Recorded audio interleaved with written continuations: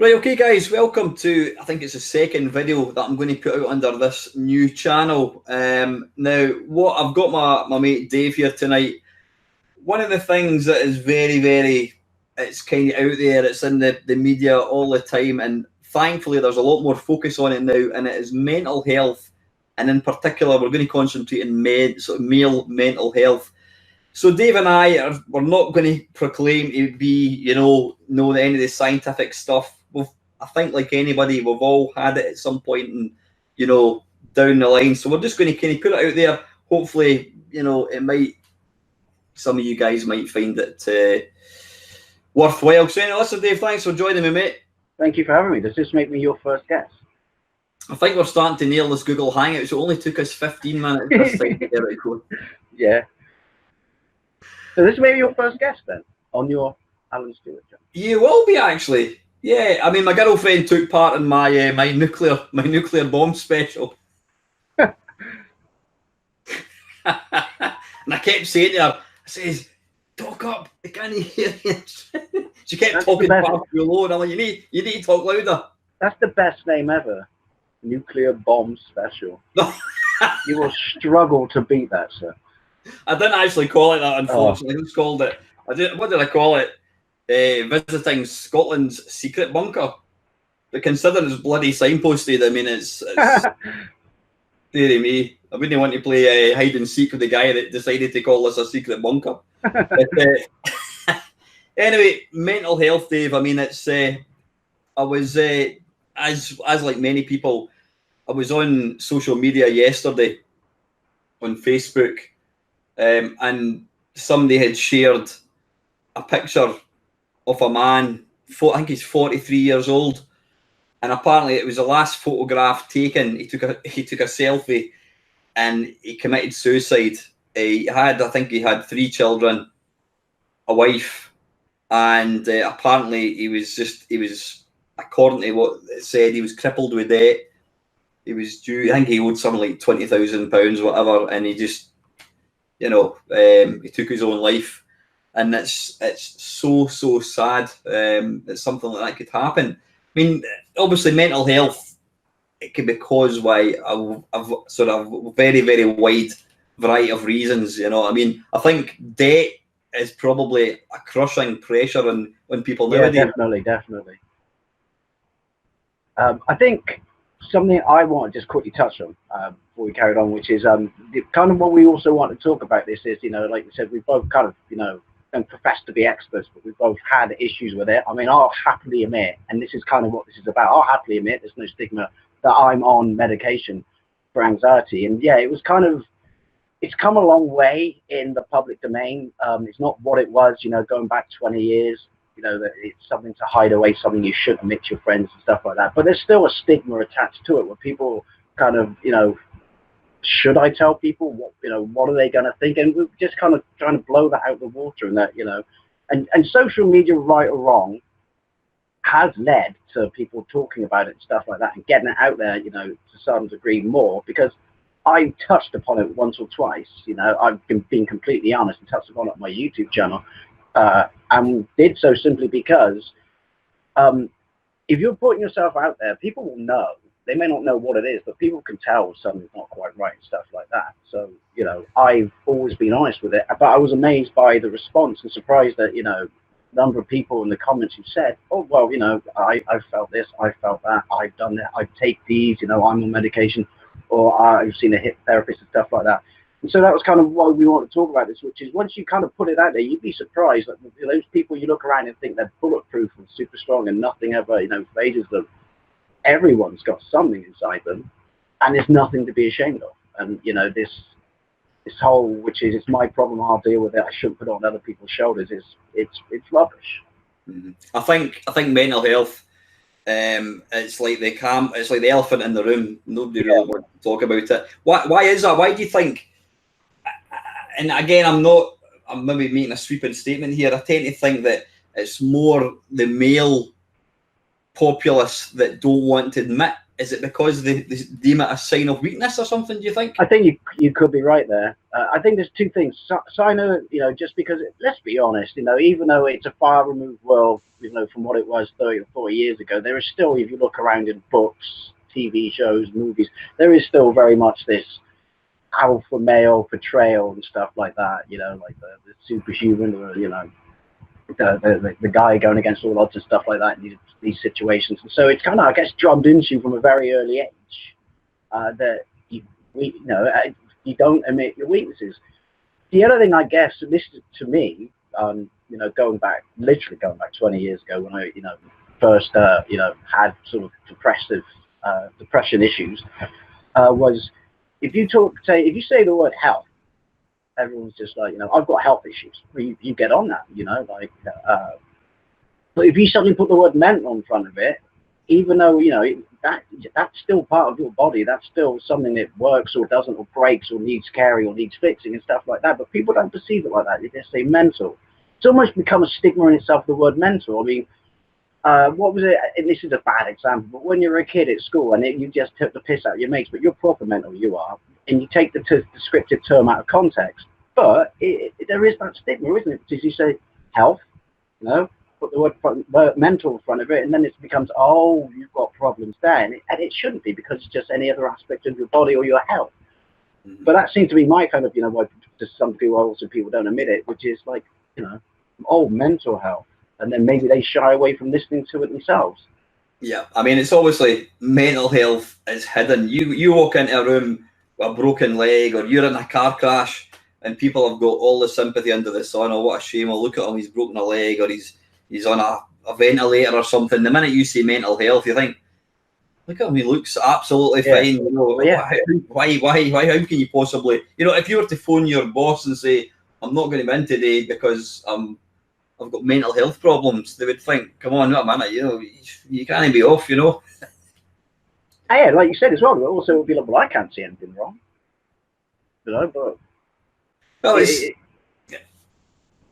why should you have to be walking around with a landmine wound or something? That's another bad thing with society, like you said, which is, well, what's for you to see that is wrong? That doesn't mean, like that the judgment aspect of it again, which is, well, if I can't see with my own two eyes, I guess there might be something else, another reason why people don't want to come forward with it, because they might just assume or be worried that, especially when it comes to work and stuff like that, that people might just brush them off as lying. It's a complicated issue, for sure. Yeah, I think as a boy growing up in the 70s, I mean, my dad wasn't an alpha male. He wasn't. He was into rugby and things like that. So I was kind of pushed into like doing these manly sports and things. And yeah, it was very much you say the alpha male. You're the breadwinner. You've got to be strong. Look after your mum and sisters. And what. So what do you think is? And it's fantastic now that, as you say, that people are now coming out and talking about it. I mean, the thing with social media now, nothing goes unreported. Somebody gets knocked out of my car and whatever, Bristol, it's going to be in the news, it's going to be in Facebook. Do you think what has brought mental health to the fore? Do you think it's down to social media, or is it well publicised cases of like people like Robin Williams? I'm trying to think of other. Well, what's his face? One of the ones that kind of hit me quite hard was Keith Flint of The Prodigy. Yeah. I think it's a bit of both. Social media is, a great thing. I mean, it's how you use it, isn't it? And there are stigmas for social media, but it is a great thing for putting stuff out there and uniting people and getting people behind causes. But also, so that's been out there, and people have done these campaigns and stuff like that, and strided to serving to make people aware of these things. But also, like people in Hollywood, like you said, Robin Williams, Keith and stuff like that, you think these people are absolutely infallible. You put them on a stage, and so when it comes to you that they've had these issues, and taken their lives sadly, then it does make it more. I'm not saying a famous person is more important than a normal person, but just the way I've described it. Then famous person, normal person. But what I'm saying is, because people do put these people on like platforms and flints or whatever, and do make them infallible and stuff like that. It does strike home. It does have a little bit more of a reaching effect, that is, because the audience of people and the fans they have is so large, then immediately when the news of these people with their conditions and stuff like that, and not just people who've sadly taken their lives and stuff like that, but, you know, there's been various people over the years, you know, like, you know, celebrities and stuff like that, they have admitted, taken time off sabbaticals and stuff like that, and admit that they have issues, and the sheer reaching effect that has because of the way, you know, celebrity status works.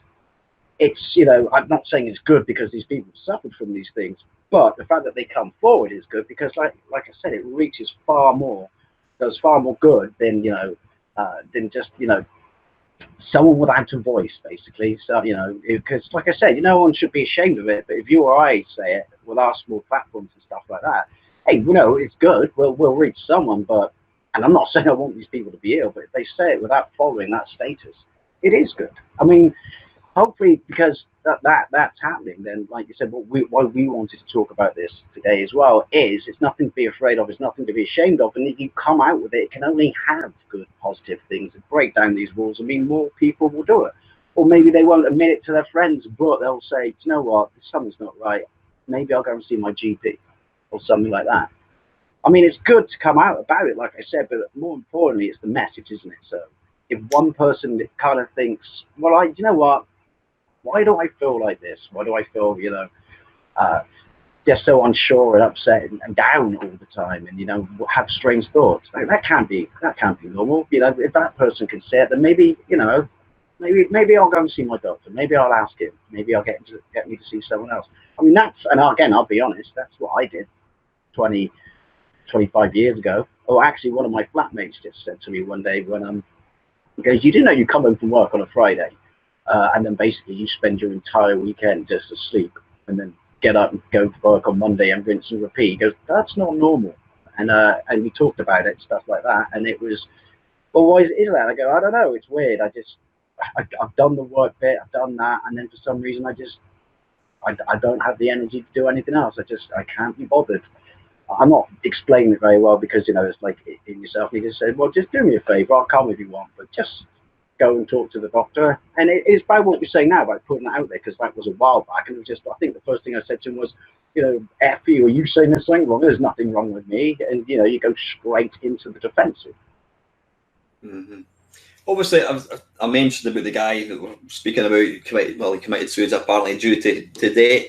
I mean, I suppose, is worry, and, you know, probably related to probably health worries, or, you know, if you found out you had cancer, you'd probably worry. Obviously, you would worry. I mean, financial debt, you know, when you're in, you know, you really are, you're in financial debt. That's worry. Would you describe worry as, would that come under the mental illness, depression? Well, does worry, I mean, where it's difficult to pin down, but when does worrying stop becoming worrying and becoming sheer anxiety, if that makes sense? And then, you know, because I've suffered from anxiety, and I'll be honest, that's what the medication is for, as I mentioned, that I'm on for.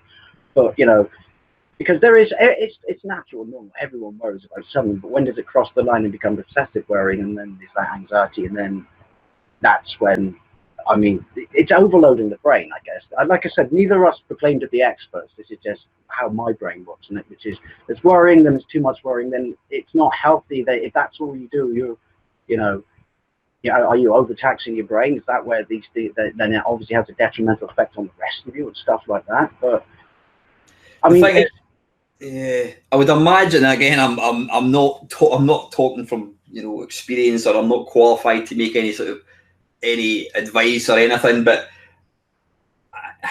I'm touch wood, I've been very fortunate. I don't think I've ever suffered from depression. My father did suffer from depression. He would, every maybe 3 or 4 years, he would go into a spiral of, he just didn't want to get out of his bed in the morning. He thought that everybody at his work hated him, and it was terrible. I mean, I remember as a kid being in the house, and I could just hear my mum crying because my dad didn't want to get out of his bed. He didn't want to go to work, and it was awful.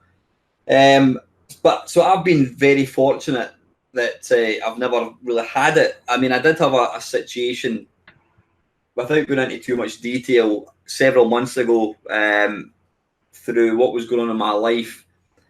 and I reached a point, and it was a Friday evening, and I just felt utterly helpless. I think I might have even supposed to have been doing a stream of you or something. I can't remember. I felt utterly helpless. I was sitting in the house myself, and the whole weekend, and it got gradually worse as Sunday night came, before we were going back to work. And I just felt I felt like I was getting crushed with the pressure of the world, and I thought, what am I going to do? And like I said, without going into too much detail, talking to somebody wasn't really going to help me.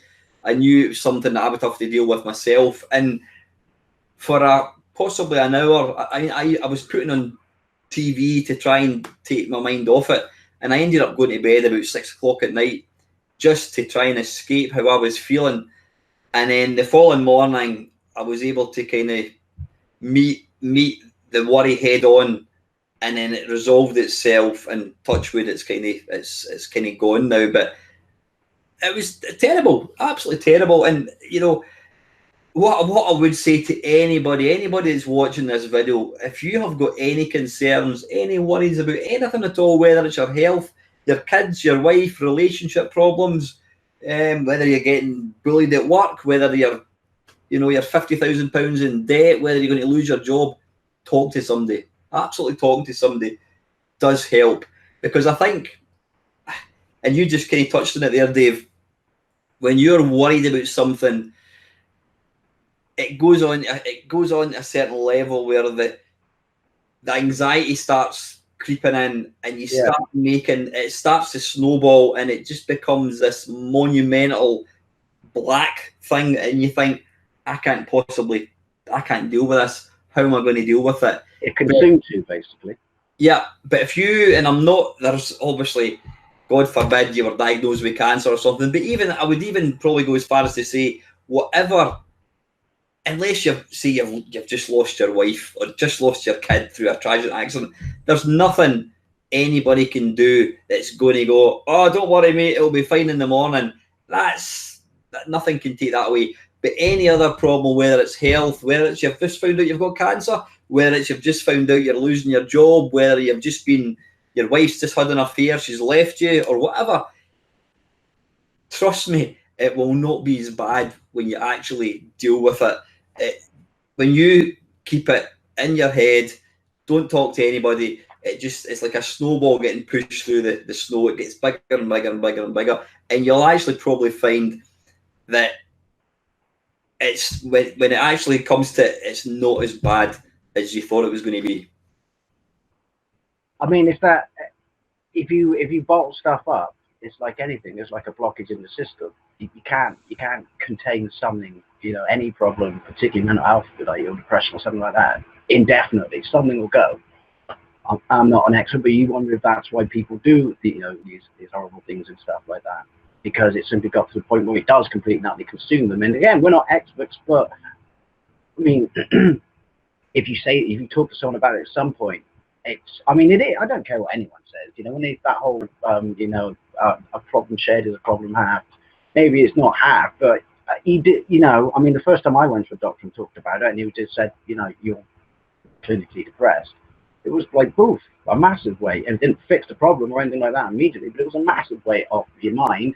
Definitely resolved a lot of it, reduced the symptoms, because it was like, coming back to what I said right at the start of this, which is, oh, thank God for that, I'm not mental, meaning, like that, I said the stigma at the start of the word. But the other thing I wanted to say was, because there are some people who just say like, and it's, there was no one plaster, a band-aid fix for everyone on this. Every individual is different. So, some people, when they say like, oh, just pull yourself, I hate that, I could just pull yourself together. I think that's rubbish. But some people can deal with it themselves. Some people can't. Some people require medication. There's a lot of stigma where people bash medication, and I know people who've taken it and it's not worked for them, and it has, had horrible side effects for them.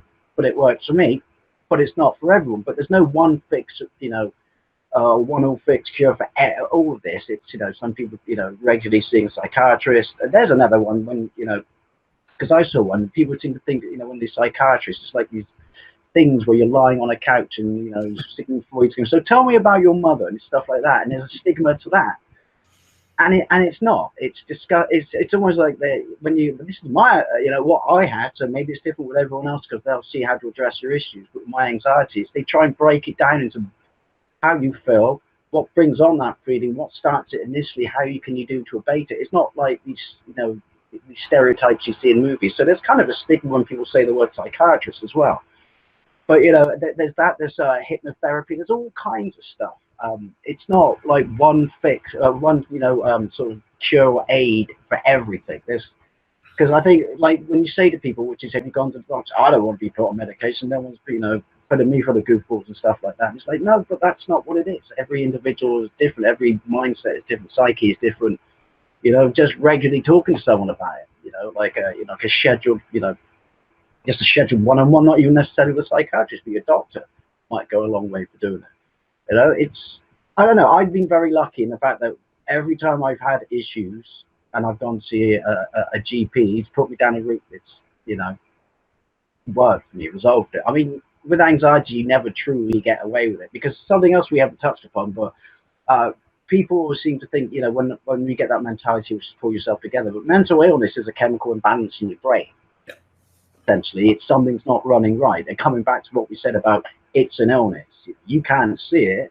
It's not a gash on your arm or a plaster cast, but it's a chemical imbalance in your brain. I mean, think of it. What's thyroid? That's a big one for causing mental illness, isn't it? When your thyroid doesn't fire properly and stuff. Oh yeah. I've got a friend. I've got a friend, and they've got a friend. Well, I say the term friend, and their friend can be the most hideous, horrible individual for no other reason than my friend helps this person. And it's true what they say, sometimes you hurt those that are most dear to you.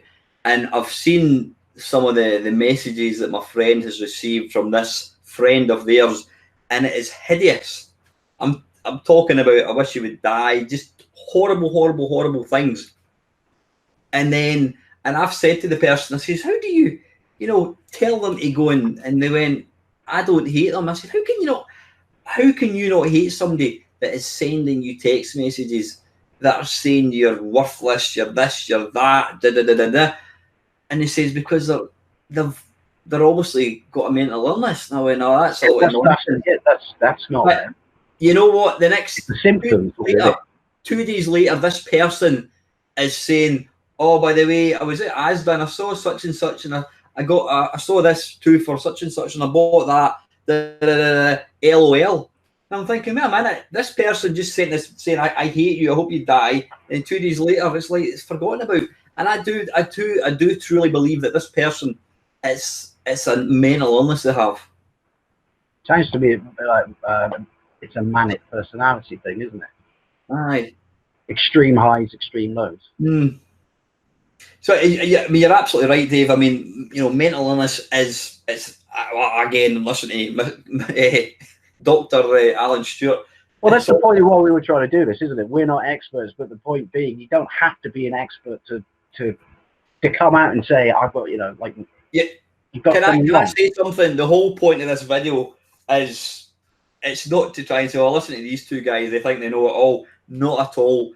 It's just we've spoke on the phone about stuff like this, and you know what? See if one person, just one person, watches this video and they think, you know what, that's me, and they pick the phone up to the Samaritans, to their mum, to their girlfriend, to their daughter, whatever, then this video has absolutely been worthwhile.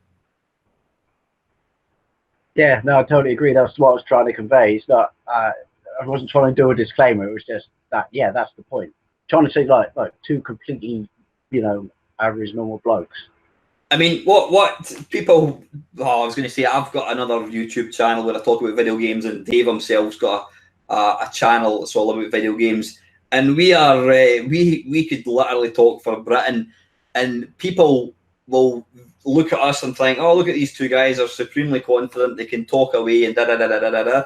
But every single person you've already admitted, and I think it's fantastic, Dave, that you've shared that with people, that you're on medication for anxiety. I don't mind admitting I mean, I was saying I've never had depression. I don't think I have had depression. I think I would know about it if I had. But back in about 20 years ago, I was made redundant from my job, and I just I felt minute. I felt completely worthless. I was wandering about completely, just felt I had no value at all. And then I started the job, and I was working in this really sort of quite a menial job, and I got pulled up by my line manager for something which was really not my fault. And this person, it was a girl, and she was about 20 years younger than me. I mean, well, maybe 15 years younger. And she ripped me to shreds. And I basically just sat in the office and I couldn't even speak. I just felt empty. And for about a year after, my anxiety levels got to a point where I could be on the phone to my mate, and I would end up putting the phone down on him, and then I'd phone him back and go, "Oh, sorry, I got cut off." And it's just the anxiety would just envelop me. It would just overcome me, and I couldn't speak. I mean, I remember I phoned the bank about something, and the phone was ringing, and it was ringing and ringing, and the expectation that this person was going to go, "Hello, good afternoon, Bank of Scotland, how can I help you?" I ended up hanging up because I couldn't. I was just. It sounds crazy. No, I fully understand what that is with anxiety. I see with me, where it kind of anxiety read itself was having people say, "Oh, everyone's got a noisy neighbor." Having a neighbor who does construction religiously outside of the hours they're legally entitled to and stuff like that. And obviously I have to sleep during the day, so I'm not blaming that on anyone. That's my choice. But it's won't it? Is there going to be noise? Isn't there going to be noise? Yesterday was horrible. I went to work on 2 hours sleep today. Yeah, and it's the not being able to control your environment where it starts to creep in with me and made it anxious, because it just started off very slowly, so a little bit of construction here, a little bit there, then all of a sudden all days and I couldn't sleep and stuff like that. The next day would be fine, but your brain doesn't know it's fine. It only knows the last day. So then you build, like you said, you build it up, and you've got this fear of not knowing when it's going to come, or not being able to control your environment. Basically, that's how it was to me. And then suddenly you even though you would have a day of no noise, you work yourself up to such a state of just fearing anything, you become acutely aware of everything around you. So yeah, that's what that was my anxiety, and that's when I went and took some medication. It doesn't completely wipe the problem away. I mean, I still have neighbor issues, but it helps. But yeah, to me it was. And that's not for everyone, but it was noise-triggered anxiety. Became incredibly aware of noise, and it was exacerbated by the fact that it was noise that was the problem started with noise stopping me sleeping when I needed to sleep, and then it got to such an extent because your brain was so worried about it, it just became obsessive about all kinds of noise and stuff like that, and little things like a noise. And I still have this. This is weird. It's like something fell off my shelf the other day, and I was completely enveloped, in my mindset and playing a video game. Something fell off my shelf, and I jumped about a foot off my bed, like pure shot of adrenaline, like that. The kind of the shots that clear your head and everything. And it came down to, see, that was years ago. It just would be, oh shit, what was that? But yeah, and that's my side effects of anxiety, and it's under control now. But yeah, to me, it's not being able to control. I'm not saying I want to control everything, but once you get that sort of safety or the familiarity of having lived years with no noise and stuff like that, and that's taken away from you.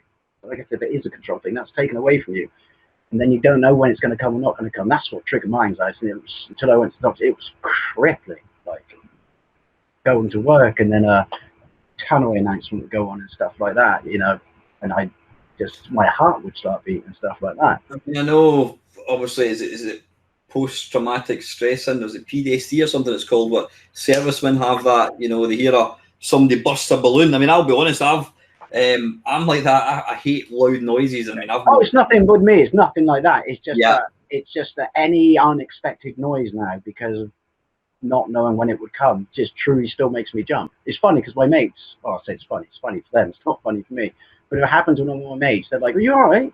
Calm down, it's not the end of the world." And it's just like, "Oh, sorry, it's just a nerve." I just blow off, and then it's just a nerves thing from well, they know because I'm on medication and stuff like that. But yeah.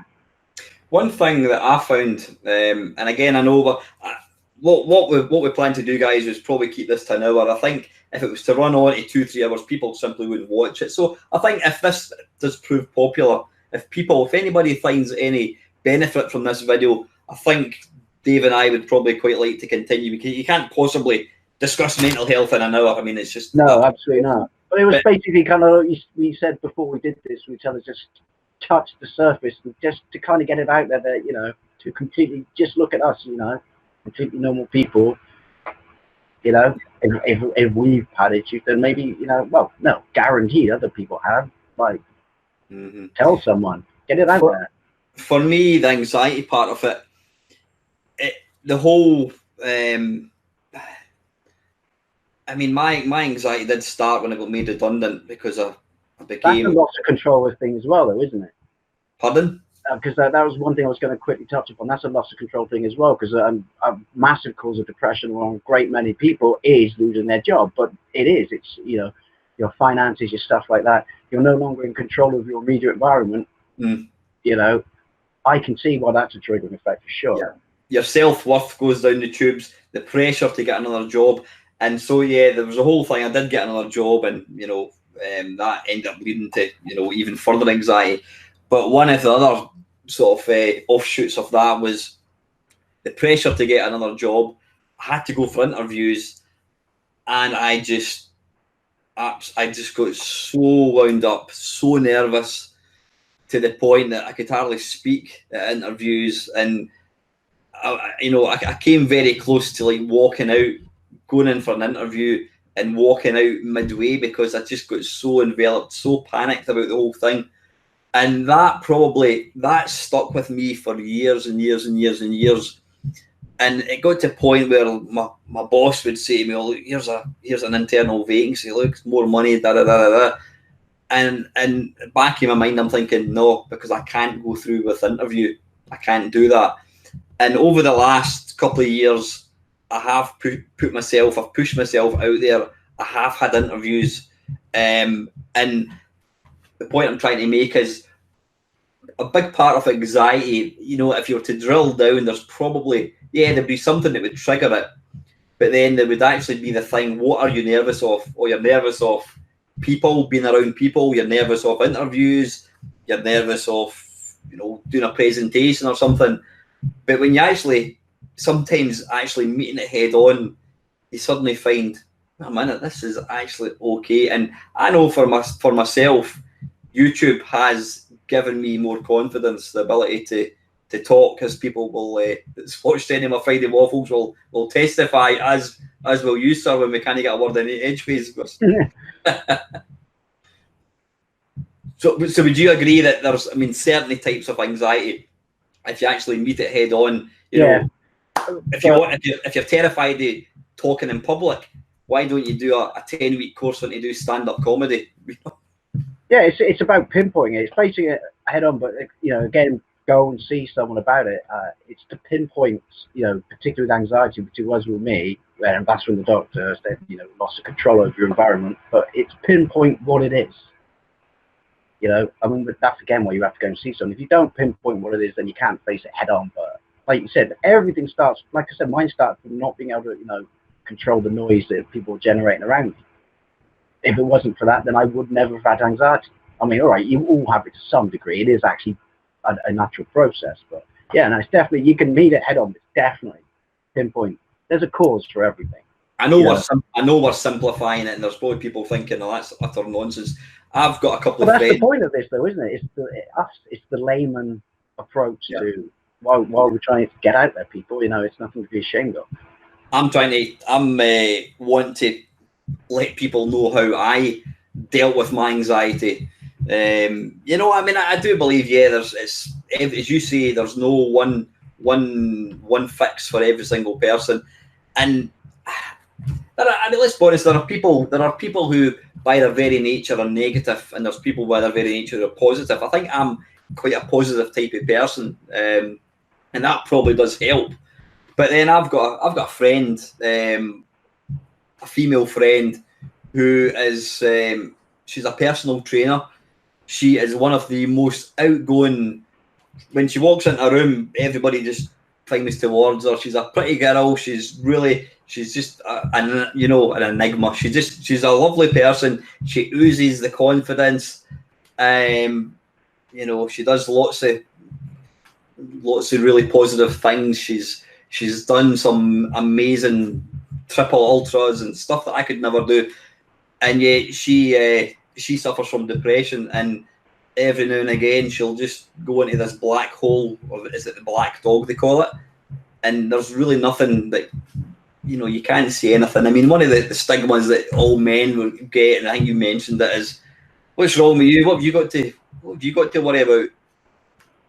Pull yourself together, man up. Do you know what? If I ever get that now, I do actually have an answer for people. When they say like, and it's very rare, few far between times when it happens. But what's wrong with you? Well, have you been inside my head? How would you know? And that's my simple answer now, because it's not worth getting into an argument with that mindset of people, because I'm sure there are people who everything bounces off their back and they can just go bollocks to this and then just march forward and nothing goes wrong. But like I said, you can't just assume that if you're fine, then that's the mindset of every other individual around you. That's one good point actually I meant to say earlier on, which is you've got to look at everyone around you and not pull yourself outside of yourself for a minute, not just think, well, I'm completely fine on this, and that comes with any health issue really. So therefore, everyone else should be. You should treat every individual on a case-by-case basis. That sounds cold and clinical, the wrong way to describe it. But you know what I mean? Which is, you don't know their upbringing, what's happened to them recently. Have they lost their job? Do they have health issues? That, like, pull yourself together. Line, nah. Every individual has a story that you know absolutely nothing about. Maybe you should ask them. Mm-hmm. Maybe actually, you should ask them, because then it's communication on both sides. I think a common mistake, well, probably a lot of people, probably the majority of people make, is they look at other people and think, how happy is he or she's super confident. I do ultra running, which is like daft long distance running. And when I'm standing at the start, I look at everybody else and think, look how prepared he is, look how prepared she is. And I think I'm wholly unprepared. I'm shaking like a leaf. I'm going to fail. And yet it's after it, when you get all the race supports coming in, you actually realise that everybody's the same. So the next time you're feeling like a bag of spanners and you look at somebody, you don't think they're fine. You can't. Depression, mental health it doesn't come with a banner. There's not a face of mental health. A clown is epitome of laughter. There's no such thing for somebody who suffers mental. It can help anybody. It can affect anybody at all. Yeah, exactly. I completely agree. There's no avatar for mental illness. And I think, talking about it is the first thing I think you have to do, and just admitting to yourself that you have it. I mean, I think as an individual, maybe possibly being a man as well. You think, if I admit to having a mental problem, then it somehow detracts from my manliness or my ability to cope. And in my own stupid brain, I think to myself, if I was to, concede that I've got a mental illness or I'm depressed, that it's somehow going to make me fall to bits as a person and be unable to cope. So I've got to put this, the stiff upper lip. Exactly. The first person you need to talk to essentially is yourself. The first hurdle is you, and like you said, it comes down to how society judges such things. Like I said at the start of this, even though we're not as alpha-driven society as it used to be, like the 70s and stuff like that, you still, like I said, see these movies and stuff like that, and people are depicted as such an image that, if I admit this, then I'm not, describing to be that, which, according to Hollywood or whatever, is the image they think everyone, aspires to be. So, yeah. One of my exes, many years ago, she ended up almost having a nervous breakdown, and I had to take time off work. And I always remember my boss at the time he was very, very unforgiving. He just simply couldn't understand why I should be taking time off work to help with my partner. And on several occasions, I mean, I told him what had happened to her and how she was, and his reaction was, well, you just need to give her a bloody good shake. That was his solution. Give her a shake. Then you do wonder, and not wanting it ever to happen to anyone else, but you do wonder if it ever happened to them, whether that, what they told you would go through their mind. Suddenly go, oh wait, I get it now. You know what I mean? Does that make sense? You've seen the clip in is it Airplane where the guy or the girl's freaking out and they all start slapping him and shaking him. I mean, on the flip side of being what's the word, understanding of people with mental health, I think sometimes, and again, I'm maybe talking nonsense here. How do I put this? I think you as an individual can allow something to grow arms and legs and become an issue, whereas if you try and break it down, if you just say, for example, I don't know, say for example, you're being told, oh, we found a shadow in your lung. The immediate thing is I've got cancer. That's the immediate thing. It might not be cancer. It could be something else. It might be cancer. It could be treatable. There's, but the point I'm trying to make is it's the easiest thing in the world just to let it snowball and become a bigger and bigger and bigger thing until the anxiety of worrying about it is worse than what could possibly happen. The outcome. Yeah. I think trying to keep it in context. Now I know that's very easy, and the thing is when you're on your own, if you're not talking to somebody, it's difficult to do. And I think that's where sometimes, how many times has your mate said to you, oh, I'm worried sick about this, and you're saying, what are you worried about? What's and somebody said to me, I can't remember who it was, somebody said to me, what's the worst that can happen? What is the worst that can happen? Right, you might lose your job. Okay, you're an intelligent guy, you've got a brain, you've got skills that people will pay you to do. You can go and get another job. Maybe you don't, maybe you lose your house, you can sell it. It's not the end of the world, and I know I'm simplifying things here, and but try and think it through. Try and think of the worst case scenario and think, how can I try and minimize that from happening? The worst case scenario and work backwards from there. Yeah. And again, like I said, I understand there's, we've already mentioned that, mental depression is, I think it is it's an illness, and it's to do with chemicals and, but the anxiety part of things, I think sometimes it's not as bad as you think it's going to be. And somebody said to me, in fact, it was one of my friends on YouTube, when I was going through that sort of kind of quite stressful period a few months ago, somebody says to me, it will pass. It says the lows are only temporary. It will pass, and then you'll get a high again. The highs will pass, and that does happen in life.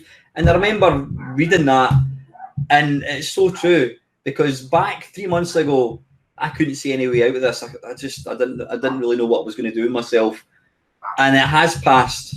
So, the lows are temporary. That is life. Life it's just a constant ebb and flow. Or somebody described it as the spokes on a wheel. So many spokes are bad, so many spokes are good, and they are going to come around. And I think I mentioned this to you on the phone a couple of weeks ago, and it's the most insane thing.